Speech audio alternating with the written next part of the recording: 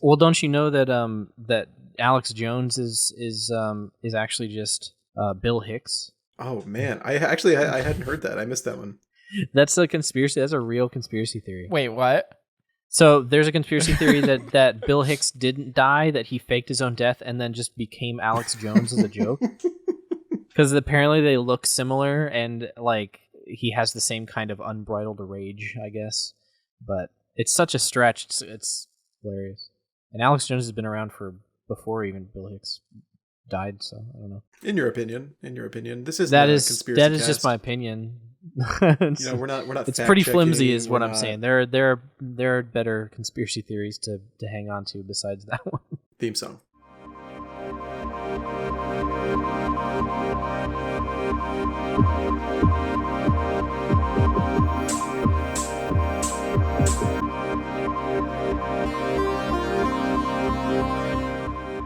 This is the Motion Pixels podcast. I'm your co-host, August Meyer. August, say hello. Hello.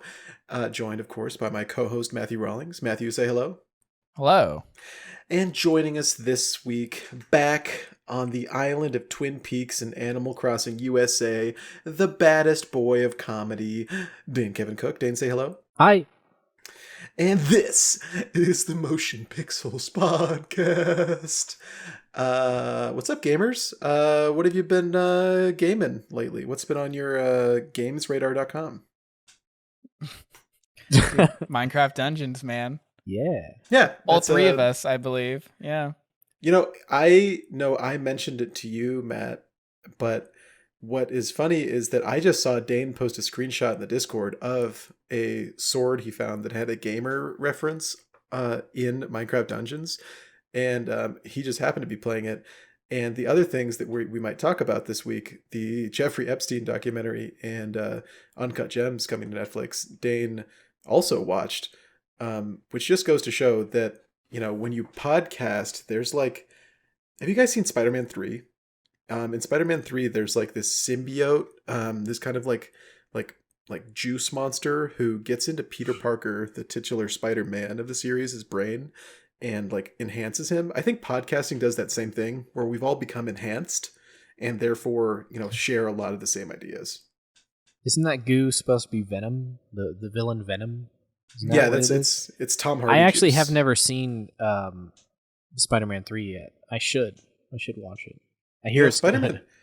It's that was a movie that came out when I was in like 7th grade, and I remember I went to see it right before not communion class, confirmation class at my Catholic school, and my mom picked me up from the theater, and I remember sitting in the car thinking to myself, like, wow, that's like the first time I've walked out of a movie and just hated it.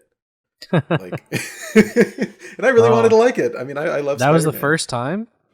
Yeah, I mean, I am very charitable when it comes to movies. That is would have true. been you would have been in 8th grade or something, right? I think it was 7th grade. The only movie Yeah. before that had had the same effect on me was X-Men 3, The Last Stand, which that movie fucking sucks. Superhero movies, they just do it. Well, back then, dude, before they had it figured out, like I had the same reaction to Spider-Man 3. I saw it when I was on a vacation with my friend, and Lucky. we were like, "Oh, let's see Spider-Man 3." And I came out, I was like, "Wow, that just ruined it. That was like a waste. Why did we do this on our vacation?" Yeah, that movie fucking sucks. We should watch that for a podcast. We should, just because I wanted to get around to watching it anyway, because I know that it's kind of a source of a lot of the first iteration of Spider-Man's memes. Like, I noticed that when people like make references back to the original Peter Parker, or not Peter Parker Spider-Man, but the Tobey Maguire Spider-Man, they always reference that one, and it's like, why don't you focus on the first two, which were amazing, probably my favorite superhero movies of all time. Yeah, they're great. Good. I love them. Spider-Man 2. Yeah, I'd say that's a rare example of the sequel being better than the original. The other one, of course, being Shrek 2.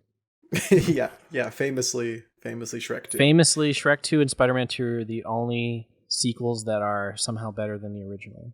And there Apocalypse are no Now other ones. 2.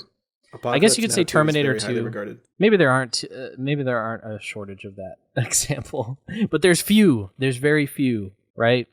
Terminator 2, Spider-Man 2, Shrek 2. And you got it? Anybody got anything else? Leave a comment. Empire Strikes Back. Yeah, Empire Strikes Back 2. Yeah. Is that a sequel though? Because it went on to be like more of a trilogy than like a. Same with Shrek. I guess that's true. Well, no, there's a lot more Shrek. And Terminator. No, there's a lot more Terminators. Yeah, there's like I know, but like there's movies that came after almost every example we just gave. I suppose. Same with I Spider-Man. don't know. For some reason, I don't even really count. I don't even count The Empire Strikes Back as a sequel to anything. It's just like the next episode. You know what I mean? Maybe because they call them episodes, 4, 5, and 6. Yeah, I mean, but like when it came out, it was the sequel because that was before. Didn't they gave them numbers retroactively? Like a couple. They years were just before called A New Hope and stuff. Yeah.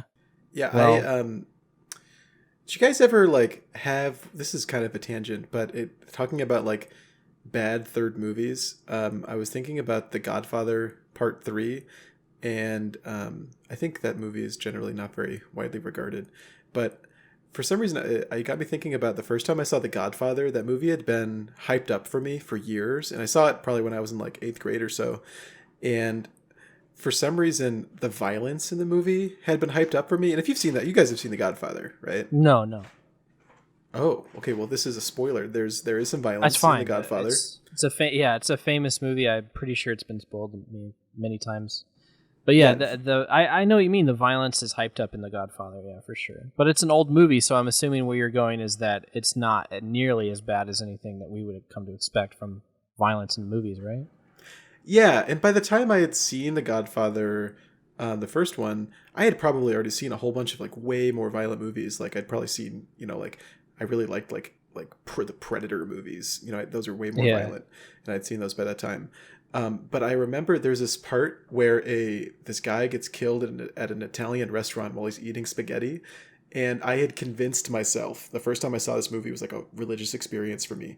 And I went and told my friends, I was like, guys, believe the hype. The Godfather is the best movie you'll ever see. It's also the most gory movie you'll ever see. So get ready. There's a scene where this guy gets killed in an Italian restaurant, and it's so gory that you can see the spaghetti coming out of his throat as he gets shot. And that doesn't happen. I just convinced myself that happens because I rewatched it recently. That would be really out of place in a movie like The Godfather, I think. Just noodle shooting out of his throat. Yeah, that's more like a Peter Jackson, like before Lord of the Rings kind of gag, Yeah, exactly. And Francis Ford Coppola, not really known for his gags. Yeah, exactly. In his movies. But yeah, you should watch The Godfather. It is really good. I should? Okay. I've never had anybody recommend The Godfather to me, but I'll definitely check it out. See, I'm worried that I haven't seen it either, and I'm worried it's going to end up like Scarface to me. What's that mean? Well, I watched Scarface, I think probably about like a year ago or so, and it's like this movie that's it's like a cult classic, right? Like that image of what's his name? What's that main character? Tony Montana. What? Tony Montana? Yeah. Anthony Montanthony. Oh, Anthony. Yeah. Like where the climax of the movie where he's on the staircase like spraying people down. That's like that de facto image of Scarface. And say hello to my little friend. Yeah, and like I saw it and it was like I was like, this is okay. I mean, it's not bad, but it's not like I didn't latch onto it. Yeah, it's like Gus talking about the spaghetti thing. Like I think people like play parts back in their head so much that they're like, oh yeah, that was so like this happened. It was like Scarface is the most violent, bloody movie ever. And then you go back and it's like, yeah, you just like shoot some people and it's like the 70s, so they just fall over, Yeah.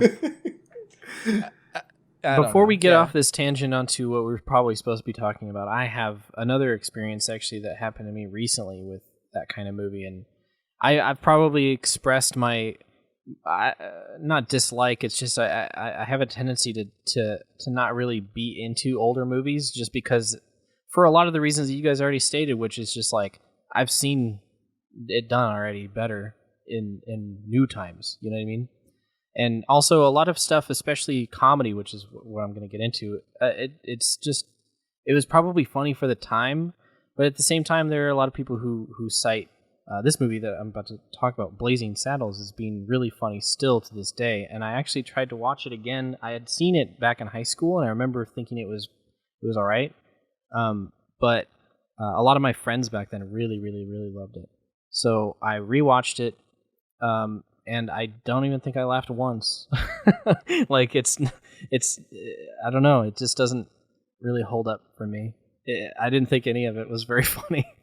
And it wasn't because like I didn't understand the humor. Like I got like the jokes, but none of it was like, it just wasn't my sense of humor, I don't think, which is strange because I remember having a lot of friends that loved Blazing Saddles, and I obviously thought a lot of those guys were funny. So maybe I've just grown out of that style of humor. But Blazing Saddles is like a really famous Mel Brooks movie about like the West, and the joke of the movie is that there's a black sheriff, and it's supposed to be a parody of racism. So it was kind of, and still is, like, I guess, what's the word? Like not an edgy movie, but like it's comedy at the expense of some touchy subjects for people, which I don't know why racism is a touchy subject for people. Maybe because you're racist, but yeah.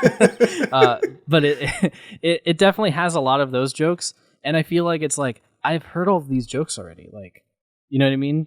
Like it just doesn't hold up very well. Maybe that's the bad thing about comedy. Like with really foundational movies, sometimes it's hard to go back and watch them because so much stuff has been inspired by it. Yeah, exactly. Like I feel like Matt and I had this conversation recently about the Star Wars movies.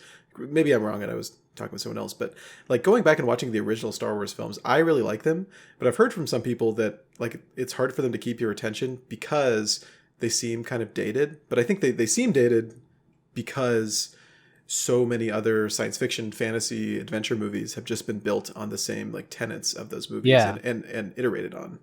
I think it's important to acknowledge that, but a lot of people don't seem to want to admit that movies that are old have kind of an expiration date after a certain amount of time. Like, you won't watch any movies from the 1920s, right? Like, it's just because they're too old. And I think a lot of these movies are going to eventually reach that point. There are a lot of people who obviously like circle jerk around Citizen Kane, but I'm seeing less and less of it as I get older. And I think it's because it's like there's this weird like 80-year threshold or something, right? Like where if a movie's like too old, then it becomes like, yeah, that's an unwatchable movie. Like there's just so much that's been done better than it by now. You know what I mean? And even culturally significant movies like that are becoming harder and harder to really hold a candle to, I guess.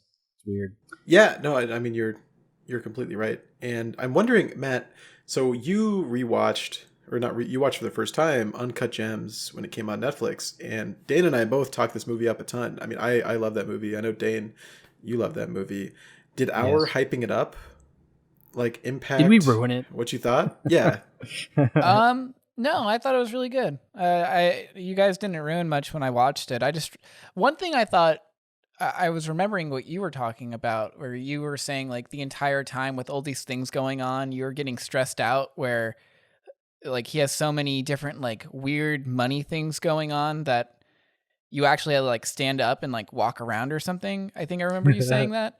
And I didn't think it was that stressful. I wasn't like, yeah, he had like, there's a lot of threads of like, and you could see like it illustrated really well that it's like, oh, he gets something, hold something and sell it. And he just has money kind of floating in the air, and he's just juggling all this stuff the entire movie. And you keep waiting for it to all come crashing down. But like something keeps going, like somehow it keeps getting afloat, and he'll talk his way out of a situation. But yeah, like besides that, I thought it was a really good movie. The first part, I don't know if it was just me, but I have a really hard time understanding like East Coast accents. Like, and the music was so loud that like he was talking, and it was kind of throughout the movie too. His like accent was hard for me to parse what he was saying sometimes, which I thought was funny because it's just me. I'm just bad with stuff like that. I mean, his accent is super exaggerated in the movie. Like New York Jew in the Diamond District. Like, he talks like this.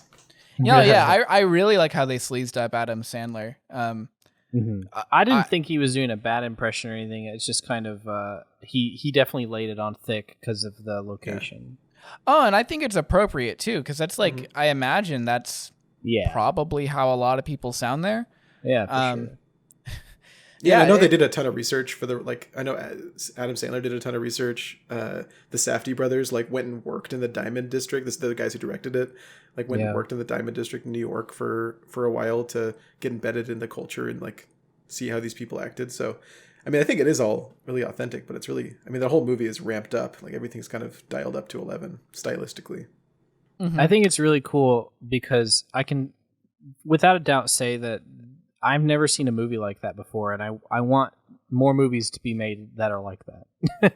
And so, what I mean by that, what I mean by that is I want more movies to embrace the idea that real conversations don't happen one line at a time, and it really sells the authenticity of the characters and the authenticity of the movie when you tell, because on the second watch around, I was kind of studying the flow a little bit harder of people's dialogue, and you can tell it's all very scripted. It might sound very improvised, but I have a feeling that at least what the Safdie brothers might have told the actors is, don't listen for your cue, just talk. Have your lines in your head and just say them whenever you fucking feel like it. Don't wait for someone to finish talking. Just say what you need to say, and then there'll be a semblance of flow in one of the takes at some point, and you can also just kind of manipulate it in editing. And it works so well. I'd never really noticed until this movie came along how unnatural lines are in movies. If that makes sense, where someone says something and then someone says something after they're done talking. That doesn't happen. In conversations, especially intense conversations, nobody says, "Hey, well, fuck you," and then they wait until they're done saying "fuck you," and the next guy's like, "No, fuck you." That doesn't happen in real life ever. People are just yelling and they're not listening to each other. They're just saying what they want to say. And I think it's genius of the Safdie brothers to say, yeah, do that in the movie. Don't listen to the other person. Just say what you're going to say. And don't, wait for them to stop talking, because no one does that in real life, especially in these kinds of situations. And I love that about the movie. And I want more people to do that in movies because, I don't know, I really like the authenticity of it. It's awesome. That is such a good observation. That I didn't even realize that, but that is totally, I don't think there was one traditional dialogue exchange in that whole movie. It's just people talking at each other the entire time. Yeah, no one's really listening. Wow. No one's waiting for the other one to stop to say their line. They're just kind of here's what I want to say, and I'm going to say it at you, and then and the other person's doing the exact same thing, and it really just recreates the feeling of intense conversations. It's awesome. Well, yeah, even there's this part where I think the closest thing is when there's a one-on-one conversation. Even then, I feel like the main character is almost always tuning people out. Yeah. Like when his wife's talking to him, he's ignoring her. And then when he's talking to Kevin Garnett, at his computer, Kevin's asking him a question, and he's just staring at stuff, having his own thoughts, not even listening. It's yeah. Yeah. It's even scenes where a more traditional pause and wait thing would make sense. And people kind of would talk that way. They still pull away from it. That's wow. I didn't even notice that, but that's really awesome. Yeah, I love it. That was why it felt so strange. There's something different about it, and I just couldn't tell. But yeah, that's totally it. That's crazy. That's really cool. Yeah, the movie uses these the lack of any dialogue breaks to ramp up the tension and play with your emotions, because you're trying to keep up with all this bullshit that everyone's slinging. Everyone kind of hates each other. Everyone's mad at each other all the time. And they don't just let your attention go until they drop it to give you a breath. And then they just, most of the movie, there's probably a small handful of actual pauses in dialogue in that movie. It really speaks to how you can tell that the Safdie brothers at least know how people watch movies. I've seen a lot of videos of them reviewing movies online. They're really into they're huge cinephiles. They're majorly into Criterion Collection style movies. In fact, I think that their featured in a video on the Criterion Collection's YouTube channel where they're picking out their favorite movies. It's a really good video. But you can tell that along with their insane knowledge of movies in general, you can tell that they have this weird, like, they have some sort of thing where they're in tune with how people watch movies. And they, I think, realized that people are able to hear dialogue even though it's not, like, sectioned off. You know what I mean? Because you'd think from like a person's perspective who's writing a movie, they'd say, well, we can't have the characters talk over each other because and then you won't hear what they're saying. But that's not true, actually, in practice, because you can hear everything that everybody's saying in the movie, at least the important parts, right? Because in real life, you will, like, kind of hook on to someone's speech and you'll only be listening to them and you'll tune out everybody else around you. But at the same time, while you're tuning them out, you'll still hear what they said, and then you'll process what they said later. Does that make sense? Because I feel like I've done that before without realizing it, where two people are talking at the same time, and I'm hearing everything that they're saying, but I'm only really focusing on one person, and then I'm kind of putting that other person in the background for later for processing. It's a weird quirk of, I think, human brains, and I think a lot of people do it. And I think that they realize, oh, we can just do that in the movie because people just naturally are able to listen to conversations where people are talking over each other and be able to process the information just fine. It puts a lot of faith in the audience, and I love that. I love when directors and writers don't, like, think that the audience is going to be stupid. And I have so much respect for them just because of that fact that they treat the audience like people. Like, they don't treat them like babies where it's just like, no, we have to have the lines come out one at a time so that everybody gets the information in the order that it's supposed to go, because the audience is stupid and they won't understand it. You know what I mean? I think that it's foolish for people to make that assumption that audience members are stupid. It's like, no, of course not. Like, most people they're able to understand what a movie is. You know what I mean? I don't know. I mean, there probably is a layer of worry that people are going to understand it, but it's like this thing you see in just movies as it's maturing as a medium. Like, we were talking about how movies from the even like the 60s and some from the 70s are becoming, like, unwatchable, and it's because, like, movies are getting more into its, like, own pace, because, like, in older movies you can see that they're just the basis is, it's like, oh, it's a play, but we can do it in another place and have better backgrounds and maybe have more scenes, you know, that are spread out all over the place. And you see people's, like, as cinema goes on, you kind of see, like, the pull away from, like even like sitcoms, you know, like they had the live studio audience. You would have the one set that obviously doesn't have a wall on one side because they have the studio cameras rolling around it, like, and they do the whole thing in one take. And now you're getting a lot more, like, single-handed or, you know, single camera kind of setups. I think it's only natural that movies are going to keep going and be like, oh yeah, like, we don't need to have clear audible dialogue because we're not projecting it into a stadium. You know? Like you're watching it in a theater or on your home TV. People can hear stuff. People can turn it up as loud as they want. Sure. And rewind, you know, like, there's a lot of things you can do. So I think it's just natural, and I'm sure we'll start to see more people pick up that style because it does make sense. I hope so. I think movies just are becoming more and more natural feeling as time goes on. Yeah, I wonder if that adds to the rewatchability too. Is if you have, like, in Uncut Gems, you have all these people talking over each other all the time, which means, like, Dane, like what you were saying, like, if you're trying to just pay attention to, like, what Howard is saying in a scene, and then, like, post-processing, like, putting everyone else in the back of your head to process them a little later, like, you're not going to focus in on certain things certain people say as much.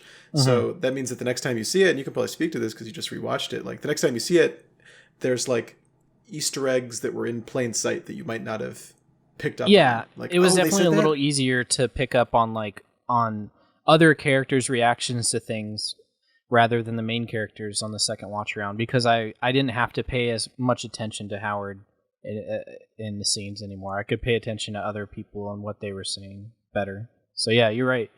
It does give the movie a little bit of rewatchability, which is good. I was going to try and transition actually to Epstein Filthy Rich documentary. Oh yeah, okay, yeah, because you watched the whole thing, right? Yeah.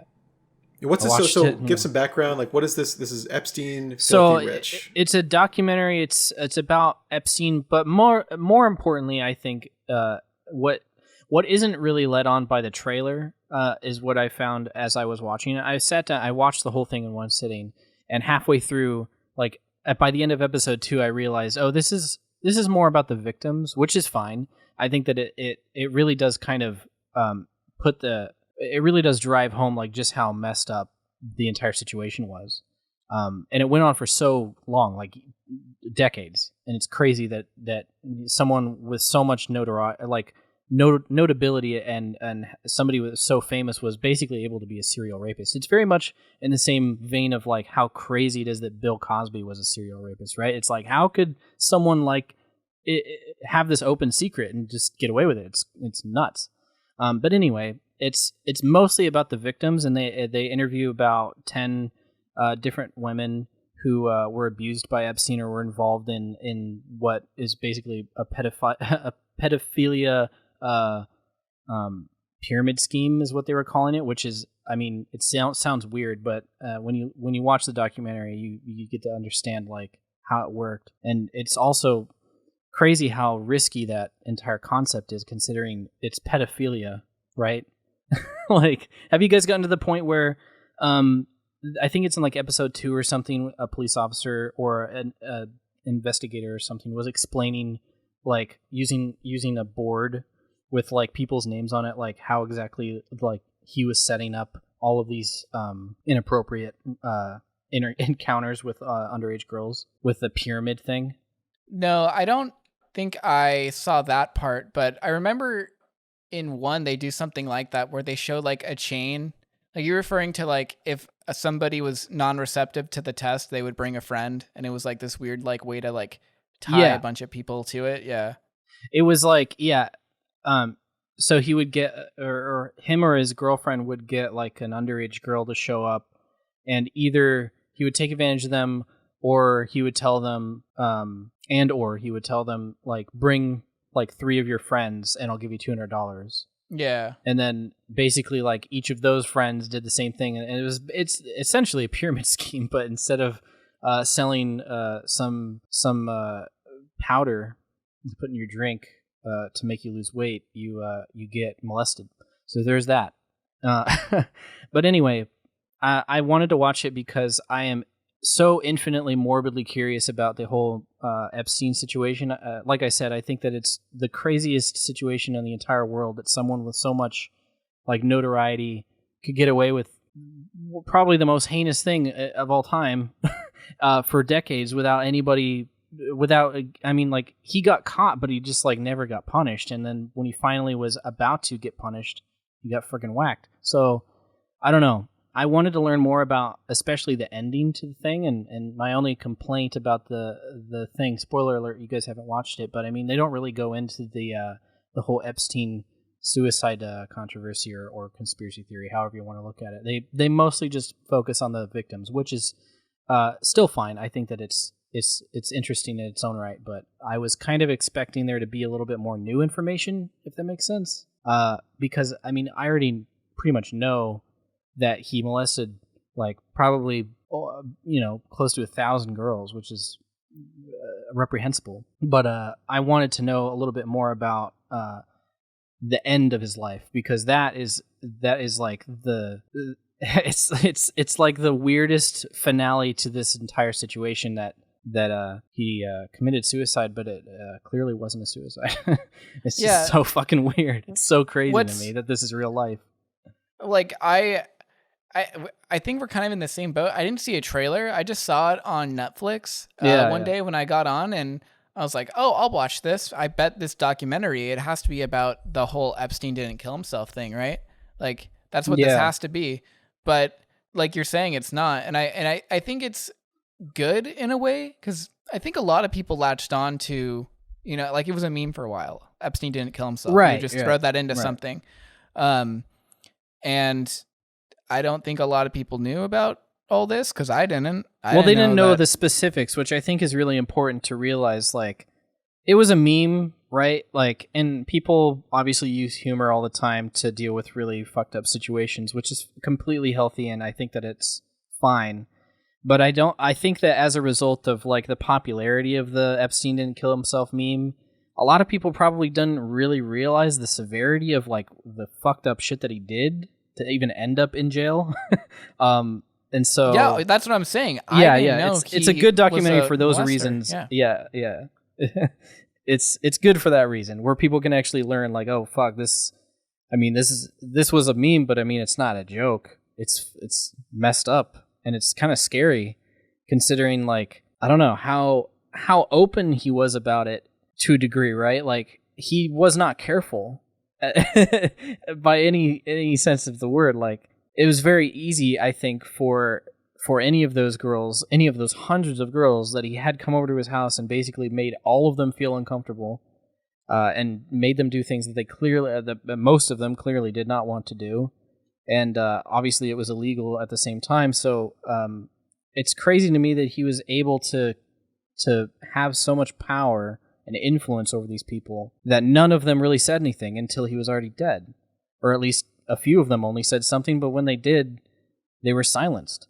It's so fucking weird, and it's scary, and it's sobering to like what really goes on behind the scenes of a lot of stuff, and it's very interesting to me because I don't know, I'm morbidly curious about the fucking seedy underworld of degenerates in this world. It's fucking stupid. Yeah, that's the crazy part about the whole. I mean, I've only watched the first episode of this series first, but the crazy part that stuck out to me of the first episode is that the guy who worked on the island, he had this private island in the Virgin Islands. The guy who worked there was like, yeah, one time I was on this island like cleaning up or whatever, and Jeffrey Epstein was sitting on the porch with Bill Clinton, and he talks about like one of the like a member of British royalty, like Prince Andrew being there. And who has been like in recent news like convicted of pedophilia himself. So yeah, and it's like, if these guys were so openly hanging out with this guy, and they're like some of the most powerful, like, or among the most powerful like echelon of people in the world, like who else is hanging out with, you know, the Jeffrey Epsteins they're still out there? Because obviously, you know, it's not just this one guy doing this crazy stuff out in the open.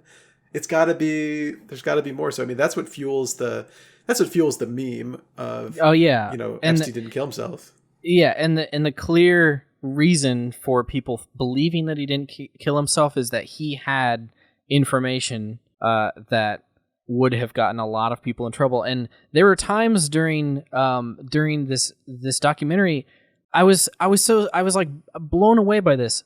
Every once in a while, one of the victims, one of the girls, would say, I would be on his plane or I would be on his island, and I would see all of these famous people there participating in this.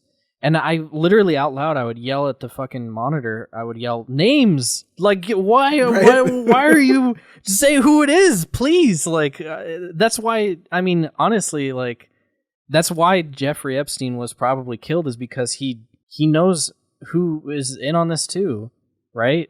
And obviously, whoever it is didn't want that to happen. But there's still all of these people. The fucking gardener saw Prince Andrew by the beach, like with a bunch of topless underage girls. Like that it's in itself is like that's means to put forth an entire investigation. Like, who else was doing shit like that, right?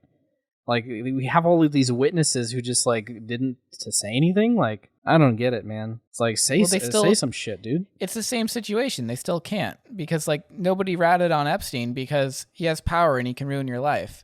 And the people that are still out there and not convicted it's the same situation. It's like power is unfair. They use scare tactics. And here's the thing is that, like, I thought it was interesting how little he did to really truly punish the people who did like speak to the FBI. Because those girls who did go to the FBI or went to the police department, at least, whenever Epstein or his girlfriend found out about it, they, I guess, would call them and say like, oh, like it's not safe. You're not safe, like walking alone at night. Like we're gonna get you. Or they would like hire private investigators to follow them around to like scare them. But I mean, they would just hire private investigators. That's not that hard. Anybody can do that. I felt like, I mean, like obviously it is very scary, and whenever you're in that situation. So obviously I can't say shit because I've never been in this situation where I'm being threatened by a fucking billionaire. But at the same time, all of the like. All of the threats that he was making were so empty to me. Like looking back on it, like what, you're gonna get a private investigator to follow me around and do what? Like watch what I do? Who cares? Like what are you gonna do with that information? Like I don't know. I feel like if he would have like had someone assassinated or whatever, if there was like evidence that he did that, then maybe I would be a little bit afraid. But at the same time, it's like, man, I don't know. Maybe I have a little bit more of a fuck you factor since the guy's dead, so it's easy to talk shit. I mean, I wouldn't have ever said anything. If someone even like started tailing me and made threats like that, it's like I'm not gonna find out if I'm the first one this guy's willing to murk. Yeah, I suppose you're right. Yeah, maybe I would be the first one. But he's like, he's never done anything like that, and I was like, well, not yet. Maybe I will be the first. Yeah, it's in these, I am Matt and I are both in big cities, and Dane, you're like in Sacramento, which I know there was a bunch of unrest over the weekend. So it's funny that we, during these stressful times of seemingly the world, maybe not ending, but certainly not getting close, in a very right? good place. It's funny that we gravitate we all independently gravitated towards watching a fucking documentary about a fucking billionaire pedophile. I would have done that even if there was no crazy social unrest going on. But yeah, it is probably not a great time to be watching stuff like that, because you get this. I came away from that documentary pretty much with just the feeling that like, oh man, I don't know anything about like how the world works. Like there's stuff that goes on behind closed doors that I will never understand, that I'll never be a part of, simply because I'll never have that much money. Like it's just the way the world works. And I think that people have the right to complain about it, but I think it's too far gone at this point. It's just too much. Like there has to be I think the only people that have the right idea, and I don't necessarily agree with this strategy, but I think the only people that have the most realistic idea of how to upset this are anarchists, because you pretty much just need to flip the table over in order to actually have things fall into a slightly more fair situation. Like there's no way that we can ever get to a truly fair situation from where we are now. It's just unrealistic in my opinion. And the only people that have a realistic way of looking at it are the people who are like, just fucking flip the table over, because there's no way to like organize this anymore. Yeah, we, this is a podcast about movies and video games, and we typically don't. Oh, sorry. Like, no. What I'm saying is, like, we typically don't talk about politics, but sure, there's we're at a breaking point in the country, and it all feels so hopeless. So what else are you supposed to do but go out and fucking yell in the streets? Like, it's just so like there's so much horrible shit happening in the world right now that my heart goes out to everyone on the streets right now protesting in my city of Chicago, and braver than me. That's for sure. It's, I mean, especially during a fucking pandemic, it's like, what could change? I wouldn't even go to a concert, let alone a fucking rally, Yeah. So, I mean, these are people who I think have just had enough, and I really see where they're coming from. But it makes sense. It does. But the fact of the matter is, Epstein did not kill himself. There's no way.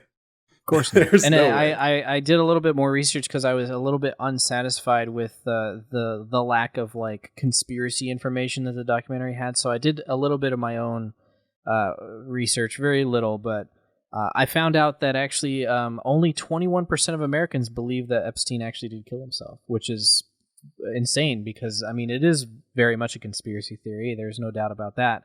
But you don't really see you don't see like 21% of people believing that that we landed on the moon. You know what I mean? Like, it's definitely the most popular conspiracy theory there ever was. Like, it's the one thing that unites both sides of the left and right, black and white. They can all get together and agree that that Epstein didn't kill himself. And I think that that's really interesting, like, from a psychological standpoint, that no matter what you believe about like how the world works, whether you believe that police are good or police are bad or whatever, most people believe that rich people are getting away with some shit, and that they are willing to, like, kill people to keep getting away with all this shit that they want to get away with. So maybe that's why we all gravitated towards this documentary, because it's just like some sort of great unifier of just like, we can all agree that. Well, this is honestly, I opened insane. Netflix because I wanted to watch Uncut Gems, and then I saw the trailer, and I was like, I think I'll watch this first. Yeah, like the Epstein cover up is like the shittiest excuse that worked. It really is. It's like the opposite of the Safdie brothers at this point. It's like, how stupid do you think we are, right? Like, this is the situation where we're being treated like idiots. Like, what? The cameras were off in the prison cell of the most, like, high profile prisoner you've ever had at your prison for just like 3 hours, and in that 3 hours he died. Ooh, that's weird. It makes so much sense, dude. Like, just that by itself. There's so many other, like, damning evidence in that entire situation, but that all by itself is just enough for people to, like, you know, scratch their chin and say, wait a minute, that seems really convenient. Yeah, like, if this was a movie and that was the excuse, the movie, like, it wouldn't lean into it. It would be like, nobody would believe it. There would be people would say that's a shitty shitty movie. That's a shitty, that the writers really made a stretch there. Doesn't make any sense. So he died off screen. All right, the main character died off screen. Okay. If that were a mission in Hitman, like, you would get less points for, like, turning off the camera and killing him like that. Yeah, because it would just make everybody suspicious. Yeah, it's crazy. It's weird to think that there's a unifying conspiracy theory, right? Like, both sides of the political spectrum seem to have their little conspiracy theories, but that's both of ours. Both of ours, you know, we both believe it. Yeah, I mean, speaking of fucked up. Yeah, things, let's transition out of this depressing topic. I feel like I'm more divulging things to this podcast than I should. Should probably talk to a shrink. I think it's fucked up that a Minecraft spinoff is as good as it is.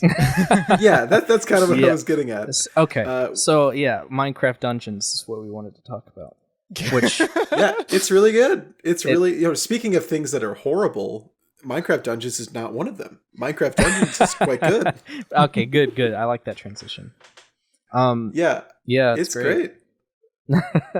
I will say, personally, I've never played an ARPG before. I've never played Diablo. I've never played Path of Exile. I've never played anything else like that. So this is my actual first ARPG, and I've heard from many people that this is the introduction to the genre of Minecraft Dungeons, because it's very basic. It's very straightforward as far as ARPGs go. And I can feel that, definitely can feel that. But I still like it. I think it's a lot of fun, and despite it being what people have been describing it as very basic, it still feels like it has some depth to it. Like, I still feel like there's a lot of things to like experiment with as far as like weapon synergies and builds and things like that. So it's cool. I like it. Have you guys been having fun with the I don't know if you guys have ever played like Diablo or whatever, so I don't know, you might have a little bit more things to compare it to, but I don't really have anything to compare it to besides just vanilla Minecraft, which is, it's nothing like that. Yeah, I have played quite a few ARPGs and dungeon crawlers. I've been playing a bunch of Hades, the Supergiant Games, the developers of Bastion, Transistor, Pyre. They did an ARPG that's in like early access right now, but it's really polished, called Hades, that we talked about in a podcast before. But it's really good, and it's a really deep ARPG. It's more like character focused than Minecraft Dungeons, but I've also played a pretty good amount of Diablo 3 specifically. And Yeah, I think it's really fair to say that Minecraft Dungeons is a, like, I wouldn't say lightweight, but it's a pretty pared down ARPG. You don't have these huge trees, like skill trees like you might find in a game like Path of Exile or like Diablo 2. Or even Diablo 3, you have a simplified version of Diablo 2's upgrade trees, but there's still a ton of options. And Minecraft gives you a lot of options. There's a lot of cool systems in place that are very similar to like big ARPGs like Diablo. Rather than having spells, like in Diablo, you have like a class, and your class is like demon hunter or wizard or monk, and all of these classes have different spells and abilities that they can use. In Minecraft Dungeons, you don't have that. You have artifacts, which are these like objects that you have that are like an equipment, so you can get different levels and different versions of these that do different things, but they functionally act as your spells. But what's cool is you can like swap them on the fly, so you always have different spells to try out. And I think, like Dane, like what you're saying, like this being a good introduction to the genre, what Minecraft Dungeons does really well is it makes it really easy for you to dip your toes in all sorts of different types of builds and abilities. It makes the game feel super adaptable to however you want to play it, while still maintaining like it's still a really fun game. Like the Minecraft aesthetic looks great, and the swarms of enemies feel like a great ARPG. Like you're getting that same experience. And if you like Minecraft, it's just a it'll feel very familiar. Yeah, they use pretty much all of the same enemy types, and they use them very effectively, I must say. Like a lot of the enemy types don't seem like they were just shoehorned in. Like they actually have a very, very similar purpose to how they act in regular Minecraft, and they work perfectly in this game. Like it's kind of weird. Like I saw the trailer for Minecraft Dungeons, and I was just like, that doesn't seem appropriate. Like, why would you do that? After playing this game, I'm like, okay, now I see. Because somebody thought, oh, what if there was an ARPG where the creeper was in it? Oh, and the zombie, and the skeleton archer, and we can have like Enderman bosses. That boss fight sounds really interesting. Oh, and we can have like the what do you call it? The pillagers. They can be kind of the Zerg enemy, and like it all kind of works out in this weird way where it's like the enemies in Minecraft Dungeons don't act very dissimilar to how they act in Minecraft, or like regular Minecraft, but they work like as an ARPG enemy also. It's very weird how it all worked out. Like it was almost meant to be almost. It's kind of cool.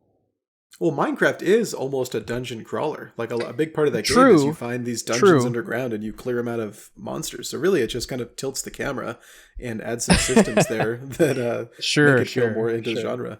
Yeah. It's so good. Like I feel like everything I've been playing this past year has led me up to this moment of playing Minecraft Dungeons. Because I've never been interested in. Like, I played action RPGs, but I've never played, like, a Diablo or a Path of Exile. And I've seen these games at, like, the end state. Like, I've a couple of friends in our Discord that will play Path of Exile, and they'll stream it, and I'll watch it. And it's just, like, this character model that's moving around with a million particle effects, and I have no idea what's going on, and it just kind of looks like visual overkill to me. But this past year, I've been playing games more where it's, like, MMOs where you build characters. So I played Warcraft Classic when that came out, and I kind of learned about like building a character that can kind of go as wild as you can get it to. Like I played Shaman, and Shaman's basically like you spam your cooldowns, you press all your buttons and try to kill something insanely fast. And it feels crazy when you get it, but it's still toned back because it's like a normal, like it can't be too crazy in that game. But what's awesome about this game is you can go fucking wild. Like we were talking before the podcast, and I was talking about this build I have right now, and it's like I'm playing my shaman character, but times 10. Like I have this build right now where I have these weapons that have incredibly high attack speed, and then on top of that, I have an item that gives me 35% faster attack speed and I do more damage. And then on top of that, my weapon has like a 1 in 3 chance of doing 3 times the amount of damage. And then on top of that, I can blow up. Like literally, like when I'm playing this game, I just run up to a mob, I roll in, I charm 3 of them, so I have like 3 people. It causes this chaos and all the enemies don't know what to do. And then I just click a couple buttons and just explode an entire group of enemies. And it's so satisfying. It's just like building because like building characters in games, it's like I never really care because it's like you can kind of do this in Destiny 2. It's a loot game also where you can get these items that will kind of change how you play, but it's never like too much. It's like a little slight. And then when you build like a character in like a traditional RPG, like you can spec towards certain things, but it can never go too wild. But in this game, it just goes there's just some things that are just incredibly broken and just fucking bonkers, but you can do it. And they allow for it, yeah. Yeah, nice. And you can switch between things so easy because there's no classes. Because like the only thing that matters is your weapon and your artifact. And you can just swap them out and try anything you want whenever. It's awesome. It's so good. The scaling system for like as you progress through the game, you constantly have to update your loot. And because the loot is all randomized, you'll find yourself basically switching your class entirely. Like from like every 5 to 10 levels, you'll just find yourself playing an entirely new class, unless you like get extremely lucky and are able to keep rolling that same type of thing over and over again. But yeah, I noticed like as I'm progressing up to the max level, which is like I think the max level loot you can get is like 108 or something. I'm like level 90 or something right now. I'm getting kind of close, but I've noticed that as I'm going through the game, it's almost like on your way to the plateau where you start actually rolling for the exact class that you want to play, which is at 108. On your way there, the game kind of like forces you to try everything out. And it's really interesting. Like you kind of inadvertently like end up playing every iteration of like of weapon combos as you go along the game, just because like, oh, I found a set of daggers that's like 10 levels higher than the claymore that I'm using now, so I might as well switch to that until I find something else that's better. And so you start playing with daggers, and this whole time you've been playing with a claymore, which is like super slow, but it does a lot of damage. And you're like, oh, this is cool. I can just slam enemies and they like two-shot everything. But then you switch to daggers and you're like, oh wow, this is so fast and so chaotic, and like, oh, I put a healing thing on it so like I can heal way faster with this. You know, like this is pretty cool. And then like all of a sudden you find a really fucking OP crossbow, and then like for a while you're just like doing a ranged class for like 10 levels. And you're like, oh, this is awesome. Like I could get behind this. And after a while you start like inadvertently just, I don't know, trying out every class in the game as you level up. And then by the time that you get to the max level, you're like, all right, I have my favorite, and that's the one I'm going to grind for. And then now you have an end game. And it's just like, oh, it's just really like genius game design. It's really good. I like it. Yeah, it just feels like they really took the genre seriously. And like this is a game, Minecraft Dungeons, like Minecraft anything is going to sell a ton because people love Minecraft, especially the past like year. For some reason, the genre, the game, it had a resurgence again. Yeah. And I know there was a Telltale game like Minecraft Story Mode that I think at least at first was really popular. But that's a bit of a cult following, as far as I know. Everything you're describing, I mean, really is like that's all the best parts of an action RPG. Like in Diablo, as you're leveling up, you go through that same thing, but you have to choose a class. So Diablo encourages a whole lot of replay. As you guys are finding, you were telling me that you are like about to beat the game on like the 3rd highest difficulty. So like meaning you're about to beat the game for like the 3rd time. Yeah. Diablo has that same kind of gameplay loop where you beat the game with one class and then you go back and either try to like min-max the class that you're playing and get like grind for all the loot that you know you like this time around, or try a completely different class and see how that is. But Minecraft Dungeons has figured out this way to like do all of that really like during one playthrough, and then you're refining that with all of your other playthroughs. But I mean, really, this is all par for the course in the action RPG genre. So maybe this is just a genre for you, Dane. I like the idea of it, although I must say, I did get a little curious about Path of Exile, and I feel like that is like the opposite of an introduction. It feels overwhelming, and I don't really see myself even trying it anytime soon. I have a feeling that if I were to try a different ARPG, it would definitely just be Diablo 3. Like, that seems like the no-brainer jump. But I don't know. I'm not bored with Minecraft Dungeons just yet. I still have to beat the game on Apocalypse difficulty. I still would like to grind for my perfect set of armor and weapon, and also because, like Matt said, your character is not based on anything except for loot. Like, if you unequip everything, you're worthless. Like, you don't have any. Like, your character can't do anything. So it's entirely loot dependent, which means that even after I grind for my perfect set of armor and weapons to complement the build that I want to run, even after I'm done doing that, I can still decide, okay, well, now I want to grind for like a different style of characters' weapons, and then I'll do that, and then now I'll have two sets of it's almost like I have two classes that I can play on the exact same character. So I don't know, I feel like there's a lot of endless potential to play the game as long as you want. And plus, apparently they have 2 DLCs planned. They've already sold like the Hero Edition or whatever it's called. Like, you pay $10 extra. It's normally $20. You pay $30 for the Hero Edition. You get like some extra stuff like cosmetics, but you also basically pre-order the 2 DLCs that they have planned. I guess the next one's coming out next month. So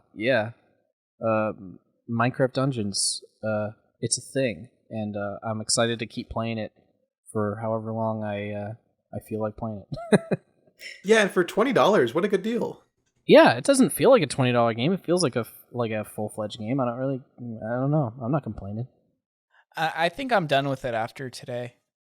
After today? Why? Yeah, because I'm like everything you're saying is true. Like, you can grind for a bunch of different things, a bunch of different sets, so you can just have these like max level things, or max level builds for every type of gameplay style. Yeah. But the thing that I look for is, right now I have a goal, and it's to hit max power level and beat the game.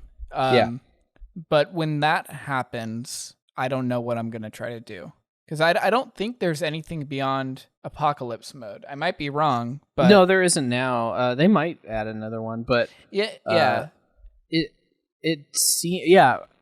don't know. So you're saying that once you beat the game on Apocalypse, like, you feel like that's the end of the game? Yeah, because like I enjoy playing it, and I'll probably jump in with, like, I've played this game essentially nonstop since Friday. Yeah. I've sunk a good amount of time in these past few days. It's almost as bad as when I played RimWorld for the first time. But I've sunk so much time in, and I'm about at that peak, and like, I think that the thing that you would need after is something that's insanely challenging, but you actually have to beat with some semblance of like strategy or like a really good build to get through it. Like a Apocalypse Plus mode. Mm-hmm. Because I can already, the only thing I can't beat right now is the final boss, and it's just because I keep potatoing and getting hit by lasers. But like, I can handle enemies just fine. And if I can handle enemies just fine, and I'm only power level like 98, then 108 is just going to be overkill. And I don't know if I'll just enjoy like, I want to grind with a purpose is what I'm trying to say. That makes sense. Yeah. Like, if they add some sort of like boss rush mode or endless mode or something crazy like that, and there's a lot of things they could do. I just don't think there's anything in there. So I might be taking a good break until maybe like the DLC adds something like that. Or yeah, that makes sense. I suppose I just like the gameplay enough to where I could just kind of mindlessly play it, and the goal is just eventually, it's like just a slot machine with with a fun gameplay loop. It's very much like Man vs. Machine in TF2, where I mean, the gameplay is fun enough to keep playing, and the loot at the end is just kind of a bonus little goal that you're also working towards, but it's just kind of like, oh, if it happens, it happens. It's not like that's the entire reason I'm playing. I'm also just playing because I like the game, you know what I mean? Yeah. But if you don't have like an end goal that is concrete, because honestly just grinding for a better version of stuff you already have now is not really a concrete goal. It's just kind of like, oh, that's just something that might eventually happen if I get lucky. Then I could see it not having a whole lot of longevity unless you like have something else to look forward to. And I guess I just kind of, right now at least, I might change my mind after I play it a little bit more, but I like the longevity of how fun the gameplay is. You know what I mean? Like it's satisfying to kill mobs over and over and over again, run through dungeons and I don't know, experience the gameplay. So. Oh yeah, no, yeah, and I do like the gameplay. It's just there's the way your character is powered is similar to Destiny 2, and they probably played a lot of Destiny 2, honestly. Yeah, like the one thing different is like Destiny 2, your guns don't have damage. It's a light level that you achieve from all your gear. So in a weird way, your armor decides how strong you are also. In this game, it's just there's a stat on your weapon, but like the average score is still the same. But what they do that I think is really smart in Destiny 2 to keep you hooked is you can get to like, they have like a light cap and a hard cap. So let's say, I forget what it is in Destiny because they keep changing numbers. But let's say like soft cap was level 100 if that was in this game, right? So you would get to level 100 because right now, like I'm sure you've noticed, you get stronger gear almost every dungeon you clear, right? Mm-hmm. And then in Destiny, how it works is once you hit 100, there's only certain activities you can do that are going to give you something that can fill a slot to go up to 101. And so it introduced this system that and it's kind of like, I think it's something that you said you don't like. It's kind of like you need to log in almost not every day, but it's encouraging you to keep coming back because in Destiny, there's only like 3 things a day you can do to get your gear leveled up. And then it's a random roll and you need to get the gear in every slot. So it's like the last 10 points of power take weeks to do just because of how the game will limit it, how the gear rolls out. And it's not a perfect system, but if that system was in this game, I would see myself playing it a whole lot more. I'm just, I don't know. I'm just a sucker and I fall for stuff like that. And if there's like, if I don't have that number to chase, and it's just hard for me to keep going on, you know? Like I need a drive. It's why Fallout 76. You might find it. I've been watching a few streamers and these streamers are like, their characters are level 200 and they've been grinding for 200? Yeah. Oh, like personal, like the character level. Their character level is 200, right? Okay. So that's just like, you know, that's just a testament to how long they've been playing. They've been playing nonstop since it came out. And these guys, they've basically been in the end game for, you know, days now. And their end game is basically run a dungeon over and over and over again, hoping to get a 108.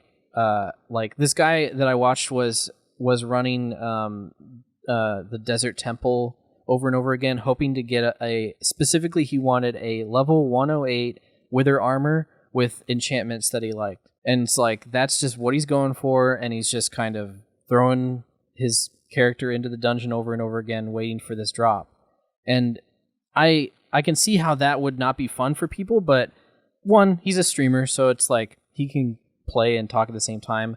But I could also see it being fun for people who play together, and it being kind of like World of Warcraft in that way, where it's just like, it's more of a social thing at that point. It's like at the whenever you get to the end game of this thing, it's like, are you really playing the game because you want to play the game, or are you playing it because it's just something to do in the background? You know what I mean? And there's just there's a goal, but it's a very passive goal, and there's something to do, but it's a very passive thing to do because obviously, like you said, I mean, when you get in the over the 100 mark of gear level, like I imagine dungeons are probably not that hard to traverse.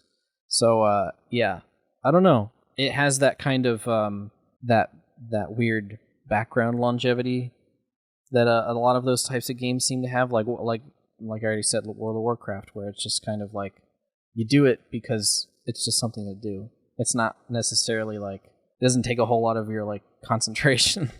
But see, like we're in Warcraft, there's parts where like really challenging instances where you do need to think, and that's like what people kind of gear up and go for. And like what I like the 108 thing that now that you mentioned is pretty true, because like they kind of do have the soft and hard cap where soft is 107, but you'll get a random drop for 108 and it's incredibly rare and hard to get. So that is something to chase.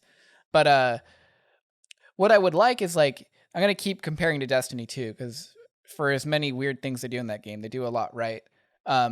They have these like little mini dungeons they call strikes, and they even have raids. But for the strikes, they'll have like this weekly one where it's on this really hard difficulty, and you need to have basically got to the max level or you're approaching it. Like you can do it lower, but it's harder. And it's just a challenging encounter. It's just like genuinely hard. And you have to be geared up, and it's like you have to prep and build your character the right way to do this. And I don't know if that's in the spirit of this game, but I would absolutely love that. Like if there was, you know, like Apocalypse Plus or some sort of mode where you go in and you have to think about the encounters and actually prep a build for it, that would get me to keep playing. Like right now, that's kind of how it is because I'm going into something that I probably shouldn't be, but I can do it if you play smart.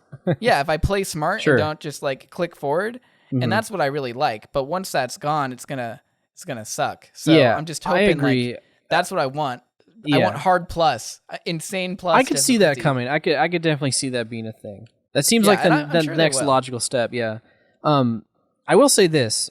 I have 4 different friend groups that I've been playing this game with. And each friend group I have a different character for because I try and play at the same level as them. To try and make it a little bit more even so that I'm not like jacking up the power level like an insane amount. But I have found that the most fun that I've had in this game by far is just playing like at like the lower levels and playing with like 4 people. And I've told all of my friends, I was just like, all right, when we do these dungeons as a 4-man stack, never do it on the recommended difficulty. Go 1 tick higher. Yeah. Every time. Because that's the sweet spot of fun. Because it's challenging enough to where like if we just go in brainless, like we're going to die. There's just no way that we could beat it if we just like don't pay attention. And so it kind of like makes the game a little bit, it makes it feel like it's supposed to. I wish that the recommended difficulty was 1 tick higher. You know what I mean? Like where it's just always like that. And you kind of have to go out of your way to make the game challenging a little bit, which there's the option for it, so it makes sense. And I'm not complaining too much that I have to move the slider over 1 tick every time to actually have fun in the game. But I will recommend that to anybody who's playing Minecraft Dungeons and feels that it's too easy. Just like move the slider over 1. Like it's enough to where it's not like insanely impossible, but it's also not like to a point where you can just turn your brain off and just hold click forward and win. I was playing with some people earlier today, and I think 2 of them had just started the game for the first time today. And so it was a lot of fun, like seeing them learn, like, oh, we should not like run headfirst into a bunch of enemies. We should try and like lead them down a choke point or something, or like learning how to deal with each individual type of enemy. Like when we got to the desert temple, we were encountering a ton of those fucking what are the guys that spawn a billion zombies and they don't really fight you? They just kind of spawn ads and they just run away from you. I just called them big boys. No, it's not Evoker. Not the Evokers. That's like a boss fight. They're just like regular enemies in that level. They appear all the time. I think they're like they're liches. Is that what they're called? Lich? Oh, something like right. that. Yeah. Yeah, but I mean, the gimmick behind those enemies is they do very minimal damage themselves. But what's annoying is like every 10 seconds they spawn like 10 zombies around them, so it can be very difficult to get to that enemy and kill it to stop it from spawning a bunch of ads. And so whenever we got into this situation where there were 3 liches in a room, we would inadvertently all the time, basically lead them down a choke point, and it became impossible to kill them at that point because they would just keep spawning ads, and we literally could not break through the wall of ads that they were spawning because it was just choke point, and we couldn't get to the actual source of the ads being spawned, and we would just get overwhelmed and die. So after a while, like, we all put our heads together and we're like, all right, when we fight those enemies, we need to lead them into a big room so that we can go around them and fight them from the back. And so, like, it's moments like that make the game fun. And I don't know, just kind of getting a good weapon and spamming it into a group of enemies and killing them all in one shot and just getting to the end of the dungeon. I feel like that's a good way to really make the game not so fun anymore. So exactly. As long as you're just aware of that, I feel like the game has a lot of fun factor to it. And honestly, playing it with friends is a no-brainer. Like, if you have friends that have the game, definitely play it with them. I mean, every game is better with friends. Like, what game isn't, right? But Minecraft Dungeons is especially a lot of fun with friends. It's great. And I think this game I've been playing it, so on my end, I've been playing it differently than y'all. My girlfriend bought it on Switch, and we've been just playing couch co-op to play it. But I think you all are playing on PC, and I believe if you have Game Pass, I think my Minecraft Dungeons just comes with Game Pass. Yep. Mm-hmm. Which is awesome. So if you already have that subscription, it's just a part of it. But that kind of leads me into one crazy thing I think about this game. So I've been playing right on the Nintendo Switch, and the first thing you see when you boot up Minecraft Dungeons is this like Marvel Studios-esque loading screen for Xbox Game Studios on a Nintendo console, which is just crazy to me. Like, this is a absolute bona fide Microsoft property. You know, just as much of a Microsoft property as Halo, just as much of a Microsoft property as Gears of War. But I'm playing it on the little Nintendo Switch, you know, which typically just plays Nintendo games. And I think that's such a really exciting. It's like a really exciting place we're in video games where that's even a thing. Yeah, cross-platforming is becoming more popular to the horror of a bunch of PlayStation fans, I'm sure.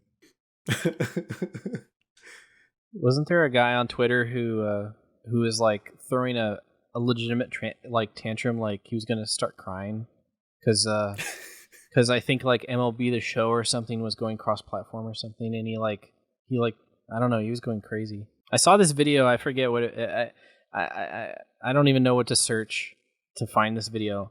But I saw a video, somebody linked it on Twitter, of this guy who was streaming at the time that they announced that MLB The Show, which is a game for PlayStation, I guess, was going to be PC, going to go to PC. They were going to stop being PlayStation exclusive, and he went crazy. Like he added PlayStation's Twitter and stuff, and like was calling them names and stuff. It's just crazy. People like it's just that weird. Are actually like fucking delusional.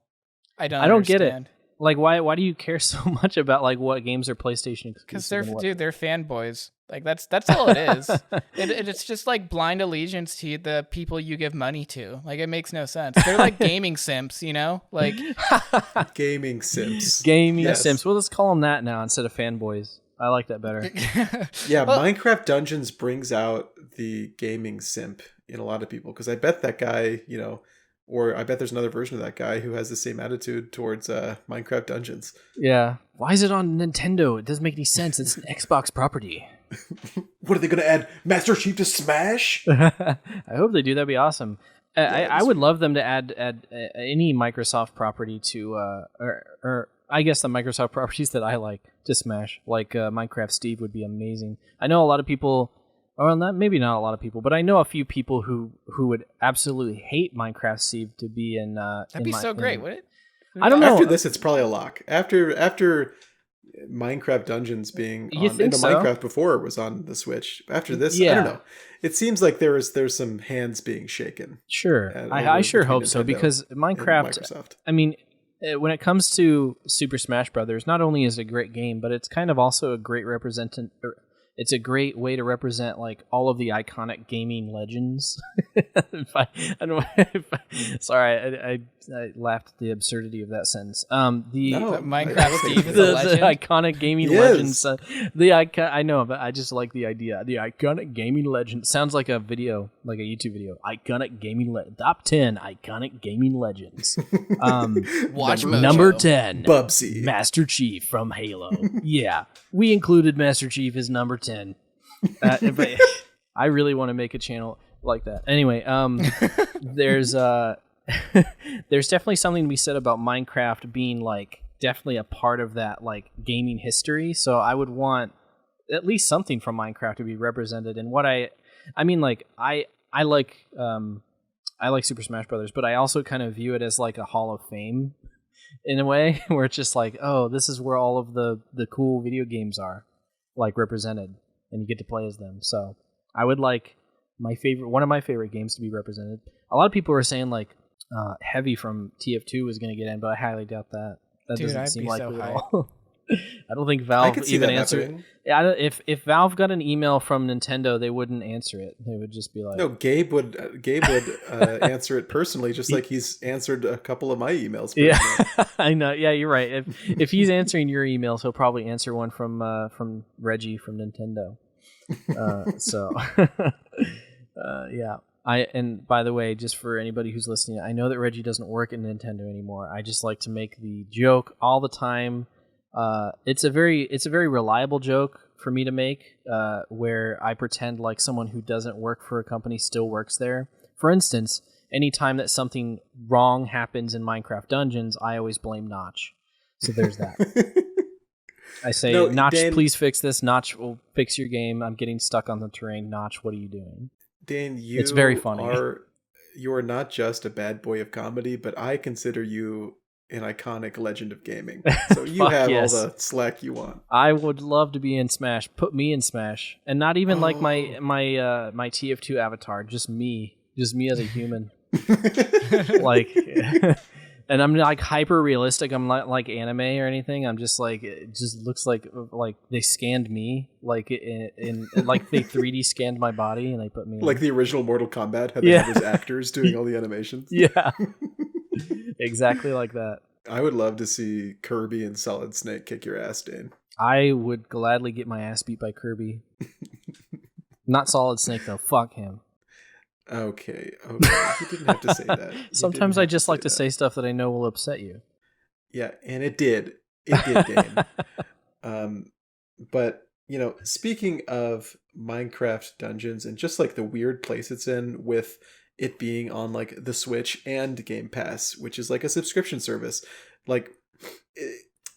and the fact that this is an action RPG, which is typically a very dense genre that has this not candy coating, but has this aesthetic like straight out of Minecraft. So I mean, the thing I think I like most about this game is just how accessible it is. Like Super Smash Brothers, a game that's super dense and super deep, but it really is just like a Hall of Fame of gaming that anyone can get into.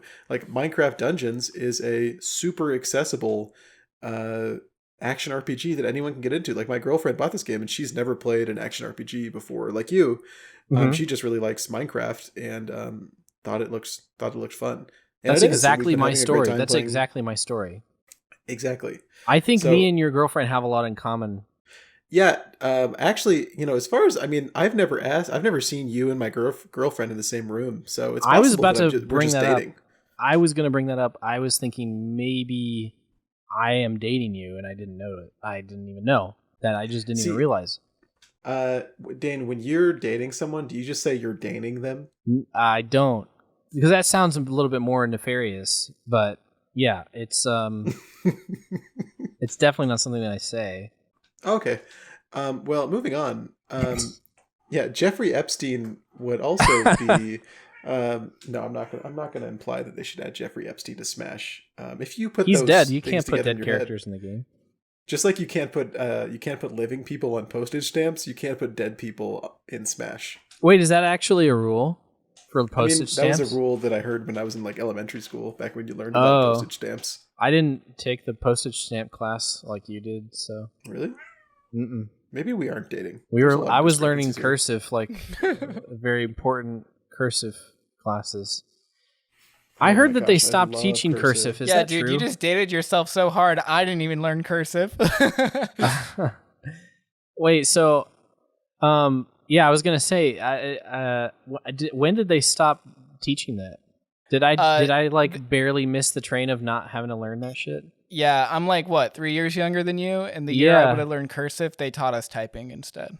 Oh, dude, I learned cursive, and I'm younger than you, Matt. Maybe it was just some. Maybe it was just some schools. I just heard rumors that they don't just straight up don't teach it anywhere. I mean, I heard that some schools just were ahead of the game and didn't do it at all earlier. But yeah, I remember very clearly being told in elementary school that that was the way adults wrote, and you would have to learn to do it. What a lie that was. What other stuff they're lying about? Well, they're still back then in the 90s, you know. Computers the fucking 90s. Gross. You're gonna have a computer in your pocket. Ugh. You kidding? You know, and just think that like today, kids are learning that like you don't need cursive because everyone communicates like via redstone, you know. Yeah. Like in Minecraft. So like kids today are probably learning redstone engineering when like 20 years from now are people going to be using redstone? I don't know. So I have a question for like school kids, because I mean it's been probably about almost a decade since I was in school, and even longer since I was in elementary school, and I remember very clearly having to learn math without a calculator.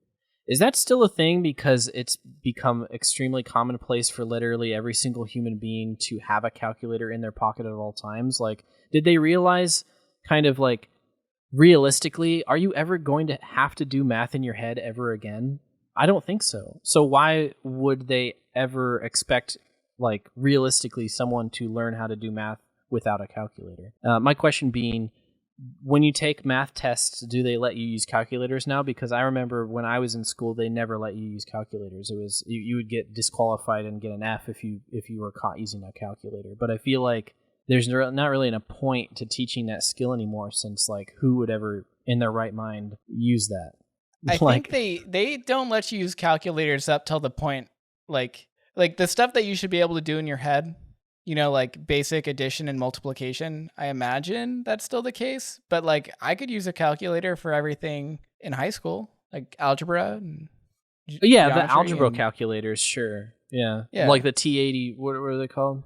The ones with games. The big thick ones. Stick yeah, boy. That you could. Yeah, the ones that like cost my parents like hundreds of dollars to rent. Yeah. They still cost that much, by the way. That's insane.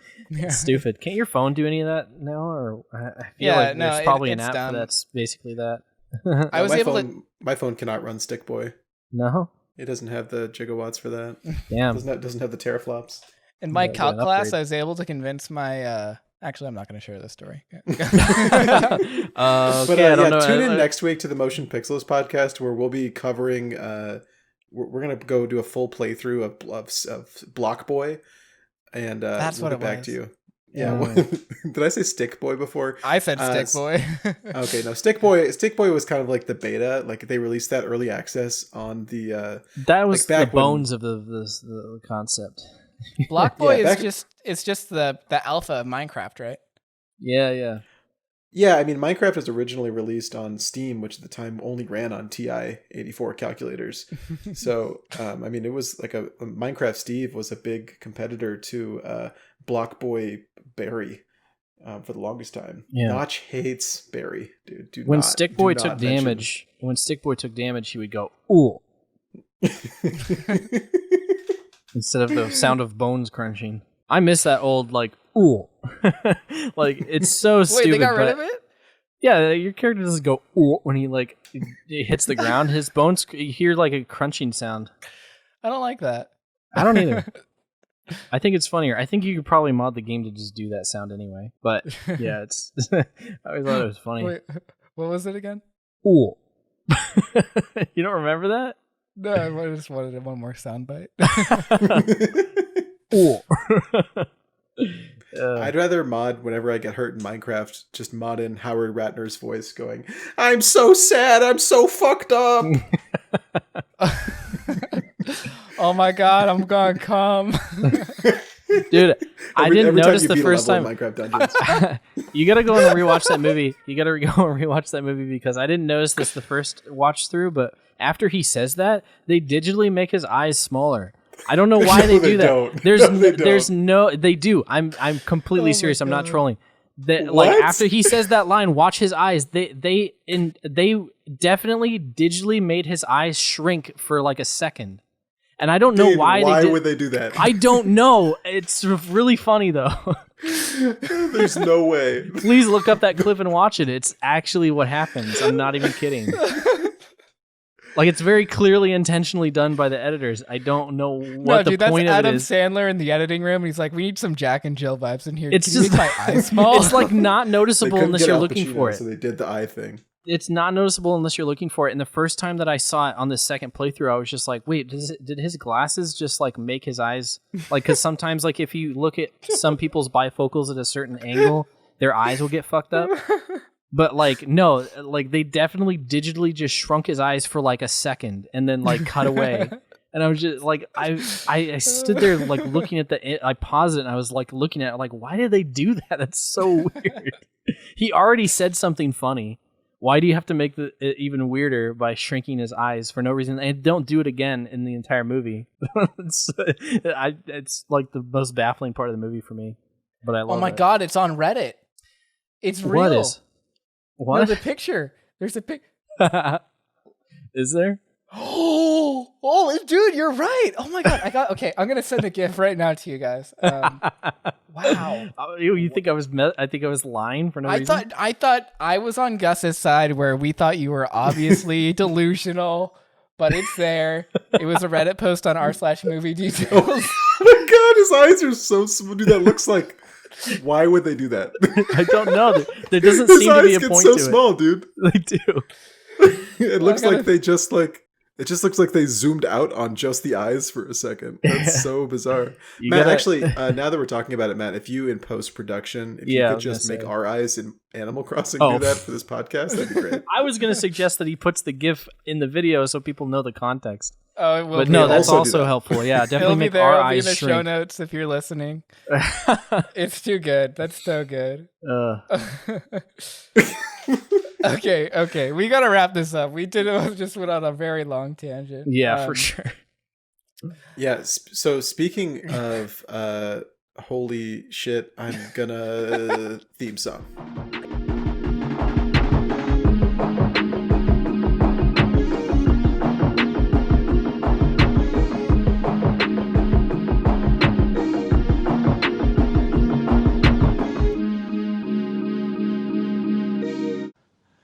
Finished. It's more like it's really deep. It's like, oh, it doesn't sound like a person. I gotta look it up. Minecraft old. Oh.